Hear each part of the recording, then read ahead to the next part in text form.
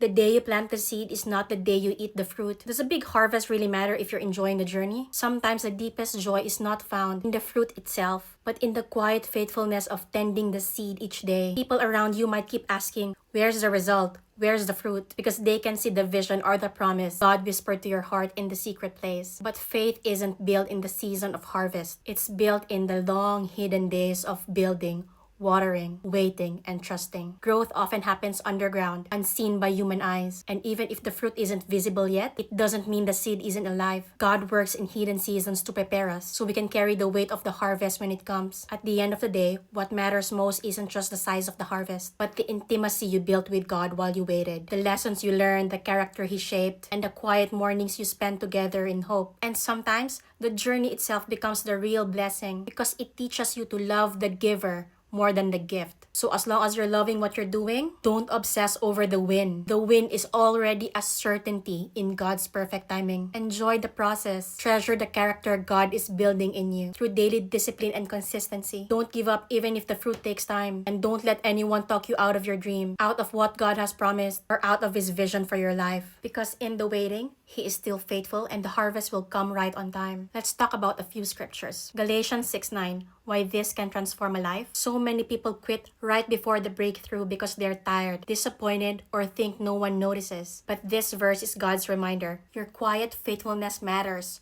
Your integrity, your small acts of obedience, your unseen sacrifices, they're all seeds, and in God's perfect timing, they will bring harvest. And it keeps us anchored to work hard but do it in goodness. Keep showing up even when no one claps. Trust God with the timing. Habakkuk 2:3. Why this can transform a life? Because it teaches us to trust God's timing instead of our own. So many people live in anxiety, frustration, bitterness, because things aren't happening as fast as they want. But this verse reminds us, just because it's slow doesn't mean it's dead. God's promises are alive, and they will come exactly at the right moment. That truth gives hope, patience, and a quiet confidence that free us from panic or pressure. Psalm 37:4. Why this can transform a life? Because it shifts our focus from chasing blessings to simply loving the one who blesses. When our deepest joy is God Himself, not in people, success, or status, our hearts become aligned with His will. Suddenly, we find that the things we desire the most are the very things He delights to give. This transforms not only what we want, but also who we become. John 15:5.